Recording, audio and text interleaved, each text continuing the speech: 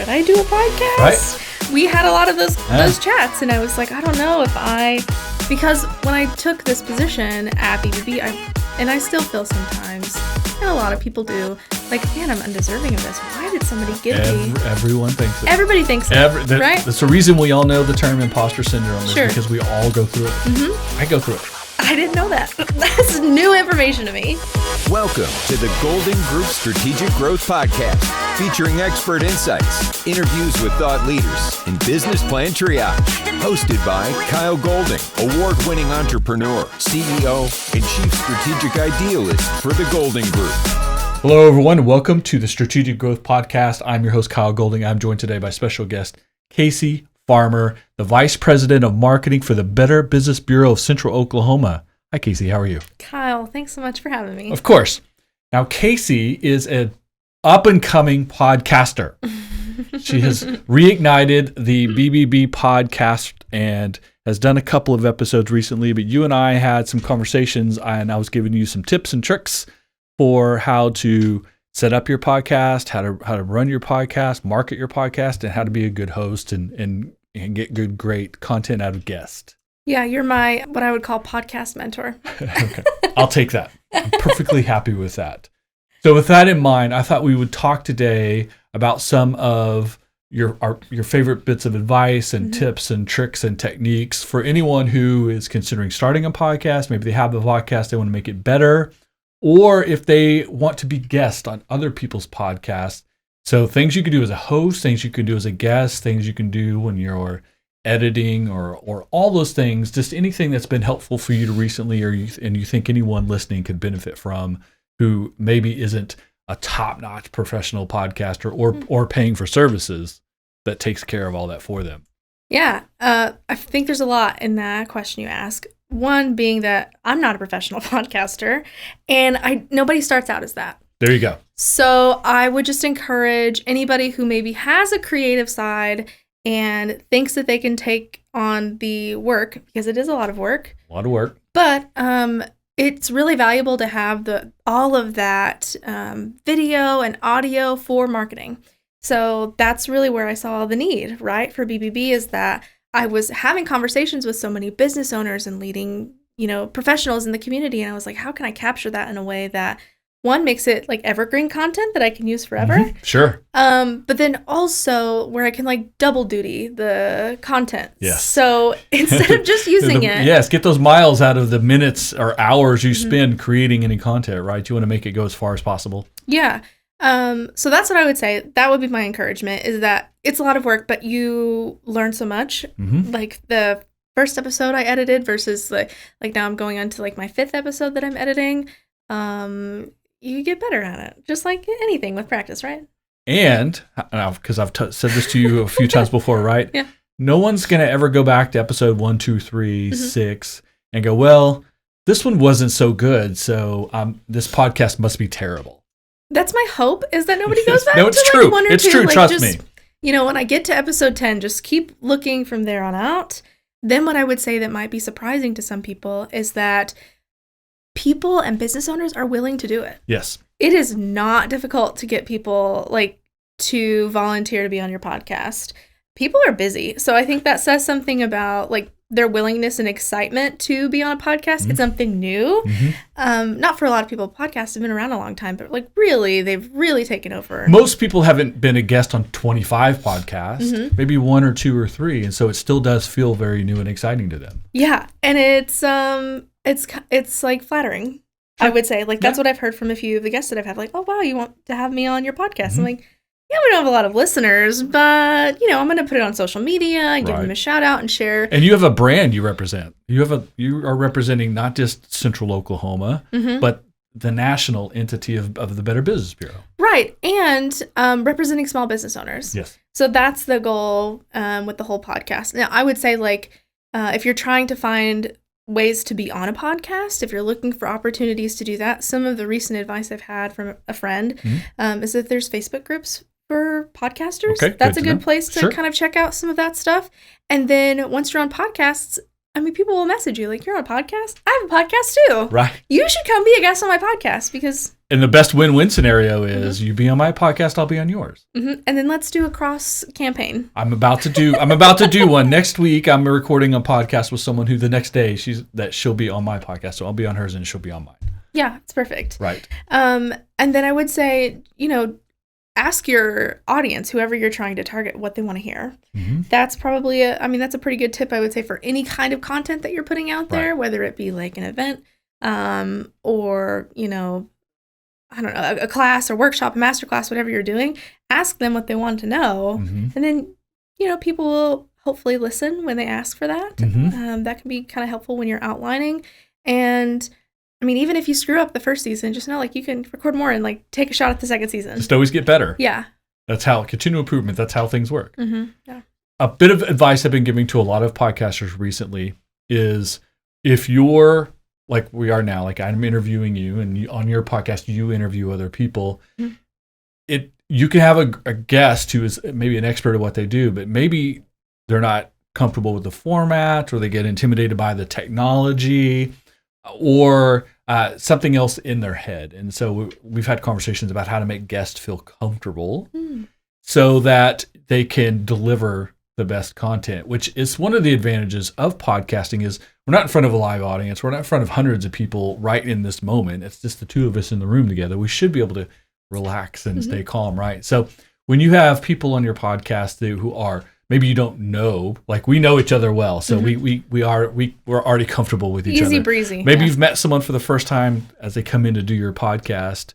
What are some of the things that you do that you think people then will kind of relax a little bit, to kind of exhale a little bit and kind of calm down and forget about all this and just have a conversation with you? Yeah, I think the number one thing, this is just from my perspective, is be prepared for yourself. Yes. Make it look like you know what you're doing, even if you don't completely know what you're doing, because it can make the guests feel at ease. Wow, they've got this camera set up, but they're navigating it well, and they get the lights set up, and then they're like you did when we sat down. Here's the things to do, and here's to not to do. Mm-hmm.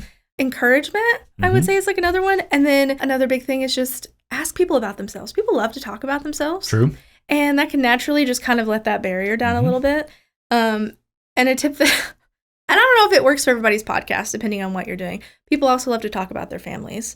And so if you mention, how's your wife, how's your kids, if they kind of want to talk about that beforehand and just get to know them a little bit, that can be very comforting. And we're from Oklahoma. Family's important here. That's true. And people are nice and open about those things here as well. Pretty easy to communicate those things. Mm-hmm.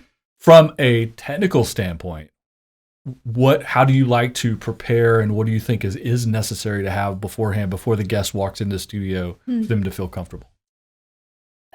So for me, and this maybe isn't for everybody, and obviously not for the conversations that you and I have, or I don't think you do it for your other podcasts, but we prepare a list of just 4 to 5 questions. Now, our podcasts are only 30 minutes long.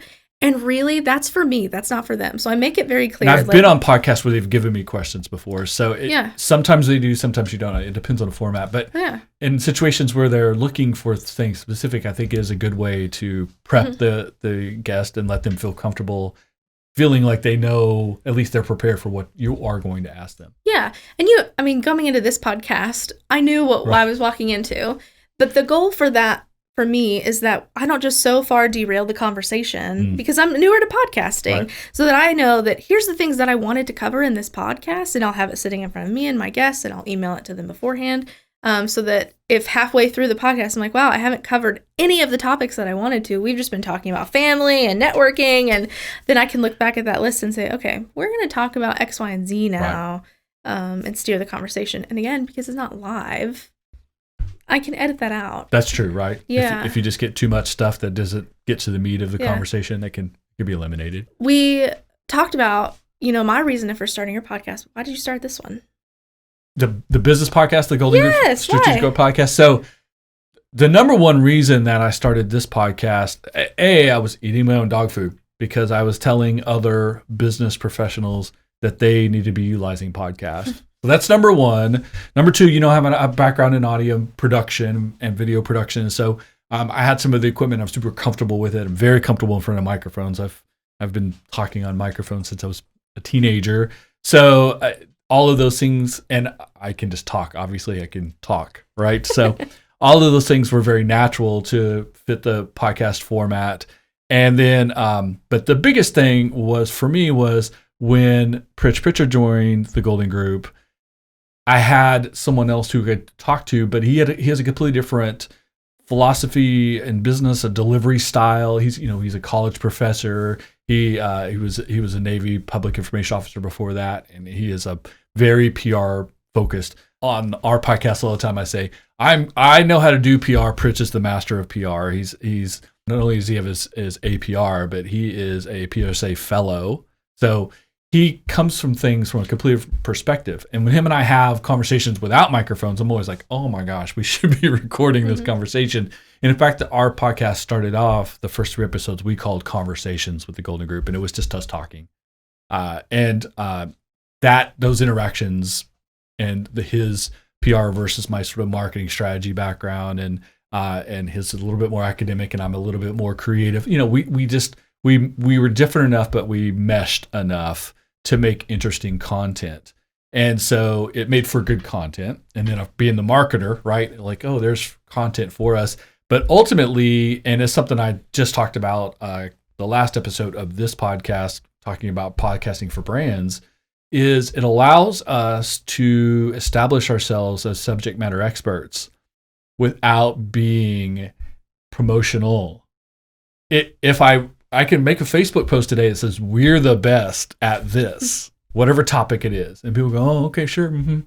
But if that's the topic of the podcast, and for 30, 45 minutes, Pritch and I can just throw out 1 or 2 ideas and just go back and forth and have that discussion like we're doing right now, anyone listening to the podcast is going to go, those 2 people do know what they're talking about. Yeah, you're showcasing it. Right. Mm-hmm. So that's what the vehicle is for the Golden Group. The podcast has been. Now that Pritch is retired and I'm doing more of these interviews, it's the same thing. I get to have conversations with smart people who bring completely different perspectives on all types of topics to the podcast, which is interesting in a new dynamic because I did 150 episodes with Pritch. So now doing these episodes with guests, getting their feedback, their input, their ideas on different topics. Sometimes they agree with me, sometimes they challenge me, sometimes it's just something completely different that I would not have come up with myself. And so, again, it creates great content, but it stretches me and pushes me as a professional as well. I would be interested in knowing what you being like so strategy focused. What would you say to a business owner who they're a one man band? They don't have time to do a podcast. So how would maybe they get on other podcasts, even though they don't have one? So that's a great workaround if you don't feel like you have enough time to produce your own podcast, and it's work. We both know how much work it is. Yes, appearing on podcast is a great way to get that content without having to produce it yourself. Some of the things that you need to do, obviously you can be promotional to a point. Hey, I'm looking to be on people's podcasts.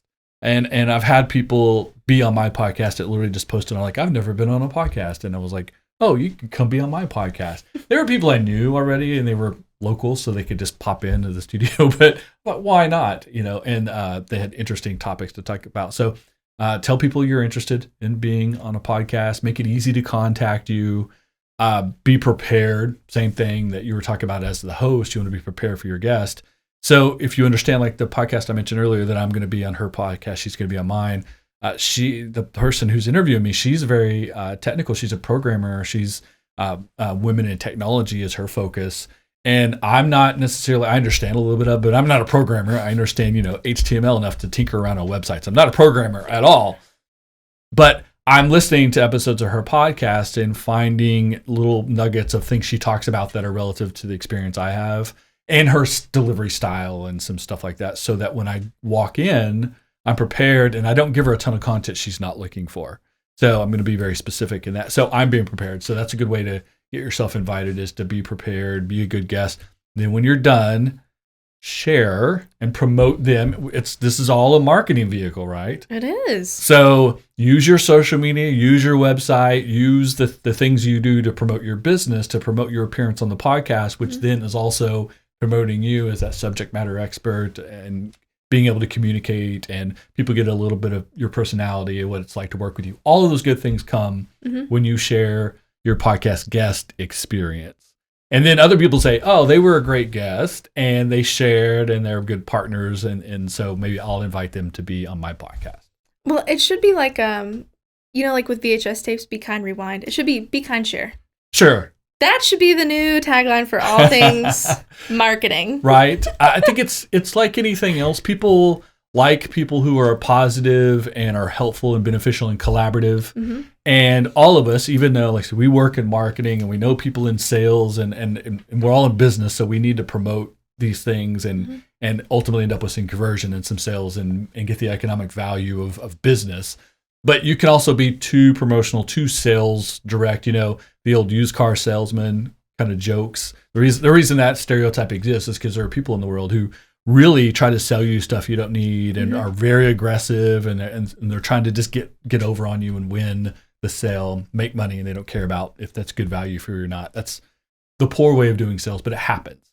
And so you want to make sure you're just not that. Mm-hmm. And the ways you do that, like say, are to value people's time and be prepared to give them good content for them to use, but then share it and be collaborative in the entire process. Not just walk in, get your 10 minutes on the mic and walk back out. Being genuine. Right. That's important. No one really values or appreciates that. Yeah.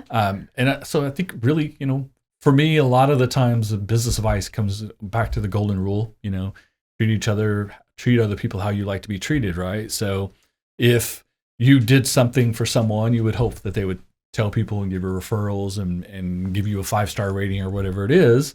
So when people do that for you, you have to do the same, or you can't expect it from them. When you were talking about business advice, the other thing I would say for somebody maybe on the fence about starting a podcast, and you can probably relate to this being that you've recorded, how many did you say? Well, so the Golden Group Strategic Growth podcast, we've done almost over 160 something. I've done 350 of the Saturday Morning Hustle. Yeah. And because that one's been 6 years. This one has been 4 years now. And then I've been a guest on probably 30 different podcasts. And I have 6 more lined up in the next 6 weeks. Okay. So a lot. A lot. What I would say is that in the short amount of time I've been doing podcasting and interviewing people, I have learned so much. And so if you're on the fence about it, if nothing else, my encouragement would be like, if you're interested in learning, start a podcast. Yeah. Because just like in the, a handful, I've talked about leadership, feedback, starting a business, like being a CEO, all things that I know a little bit about except being a CEO, where I left those conversations like, wow, that was so helpful that I can like take a piece of that, even just a nugget, and implement it into my life or business or whatever it is and, be better for it. So.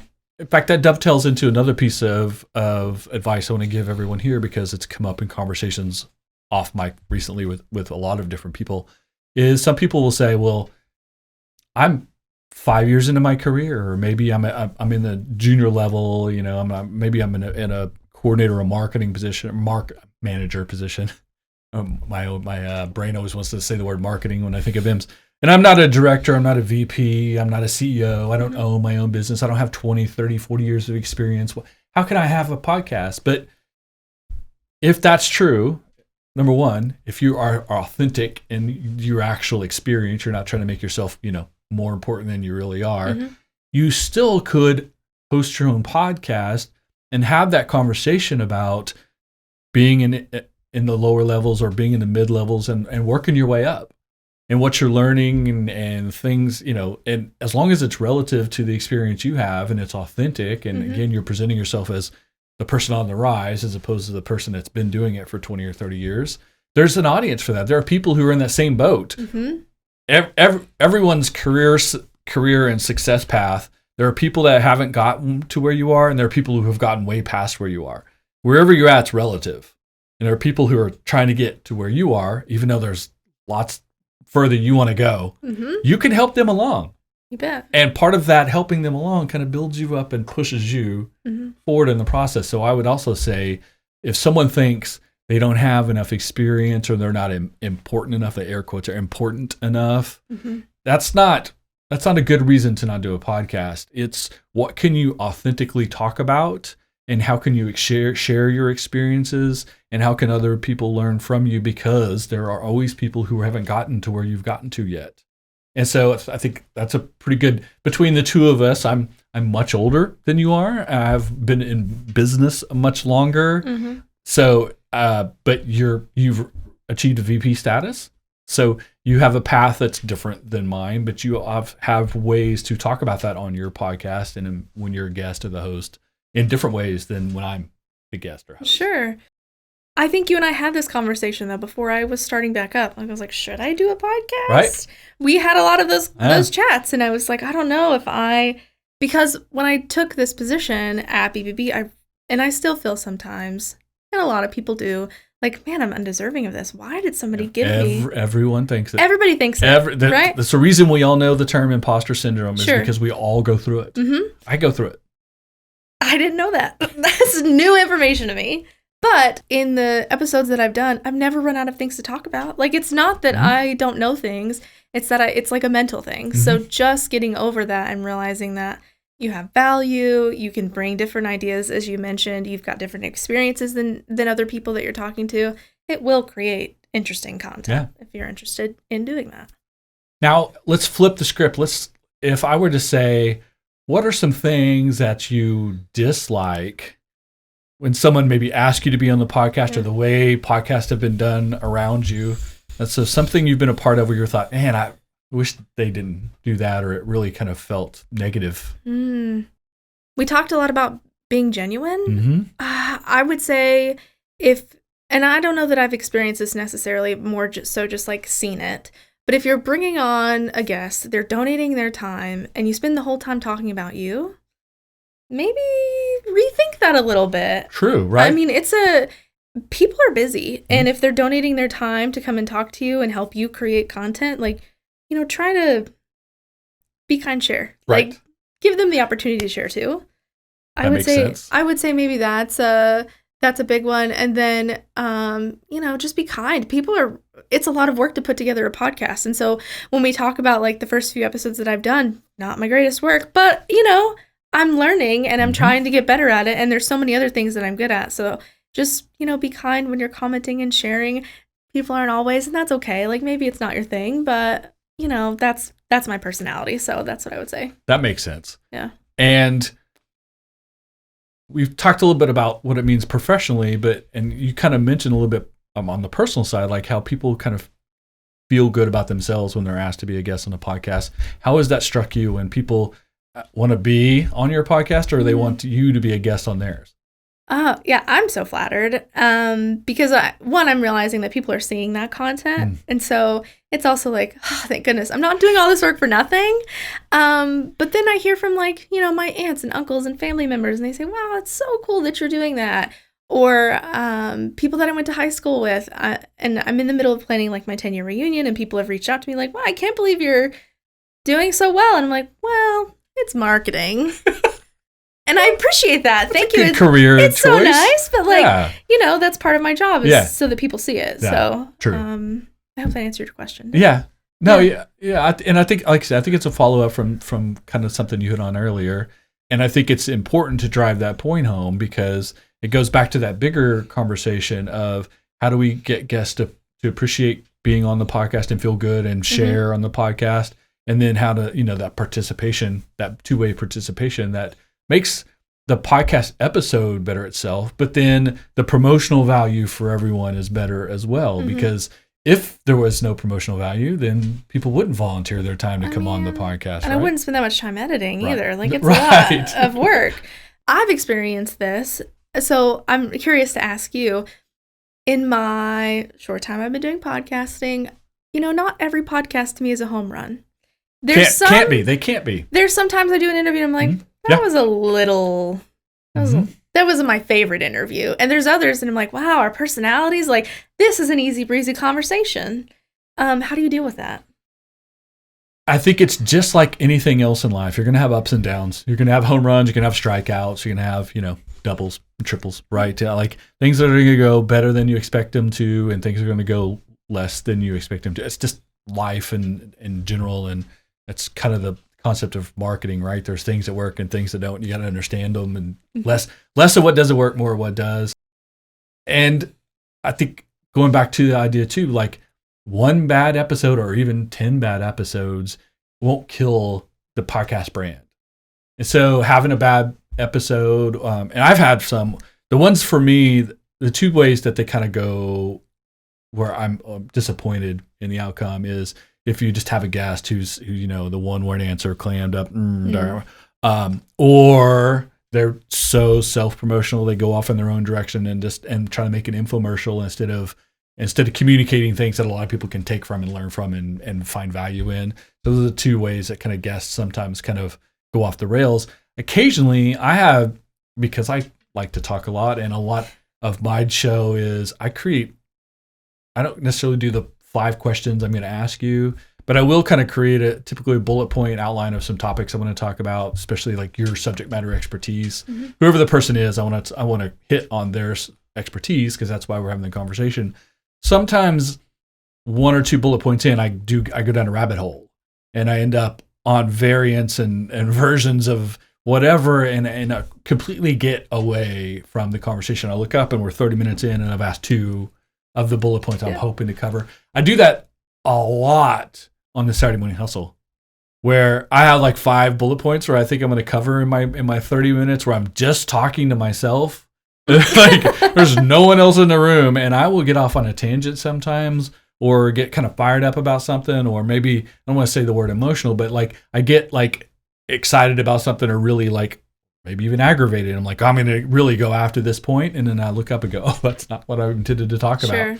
Yeah, I have to rewrite my notes in order to like put the podcast episode out because it wasn't what I intended. But for that podcast, it can end up being something different than it started because the whole point of that podcast is sort of self-reflection and the conversation in your head that just gets communicated to everyone. So it works in that case, but sometimes I'm like, well, I got to go back to that subject again because I really didn't cover it the way I thought I was going to cover it. I covered it in a different kind of unexpected way. Mm-hmm. And sometimes that produces gems and sometimes that produces mud. Well, I would say that this would be my opinion. Like, maybe don't over-prepare either. Like, there is a fine line between the two. Yes. Because you have to have that organic conversation. Yes. Otherwise, it's like, oh, like, did we miss it in, like, the, what we were planning to talk about? And then just, like, constant starts and stops. Not to say, like, you can't edit that stuff out, but it's harder to do that. Yeah. If you can have a good conversation that flows naturally, like, the same way, like, when you make your guests comfortable and when you're prepared enough, when you get them relaxed and they forget about the camera and they forget about the microphone, it does flow better, works better, and it just feels better whenever someone listens to it. Mm-hmm. I appreciate you being on the podcast today, having this conversation with me about podcasting. It seems a little meta, right? Well, but we've been having these conversations in the hallway, in the office, and around the building, and I thought everyone else could benefit from it. Like I said, I just did a podcast all about the brand value for brands and all types of business types and even nonprofits and government organizations doing podcasts. So I think this was a good dovetail into that as well. And being able to share your experience kind of on the beginner side and my experience doing hundreds of episodes, both of us being interviewers and interview guests, etc. So hopefully I think we've created a ton of good conversation for everyone today. I want you guys to comment and to leave a review, but also to hit us up on social media. We're going to be sharing this on social media because we mentioned that many times today. Yeah. We are marketers and that's what we do. Ask any questions for both Casey or myself about how to be a better podcast host or a guest, how to get yourself booked on podcasts, or any of the questions we covered today or anything we didn't answer today. Yeah, I would say ask questions about how to turn this into like marketing. Yes. I would love to answer those questions. Okay. How do you turn it into reels? And Man, what does that look like? Maybe that's a future episode. I'd love to help. It's a future episode. So you guys ask us those questions, hit us up, however you found the podcast, all the social media channels, YouTube, however you're watching this, you're listening to it, however you engaged us, please let us know what other questions that we can answer for you, tips, tricks we could give you, because as fans of podcasts, we want you to have a podcast or be a guest and utilize the medium. Keep listening, keep being on, and keep sharing. Be kind, share. That's right. When you hear something you like, whether you're the host, the guest, or just like the content, share it. Tell a friend. Send it to someone. We would appreciate it. Your friends will appreciate it. Thank you so much, Casey Farmer, the Vice President of Marketing for the Better Business Bureau of Central Oklahoma, up and coming podcast hostess. That's it. Thanks for being on the podcast today. Thanks for having me. Thank you for listening to the Golden Group Strategic Growth Podcast. Please subscribe so you never miss an episode. Follow the Golden Group on social media. For more information, past episodes, or to contact us, please visit thegoldengroup.com.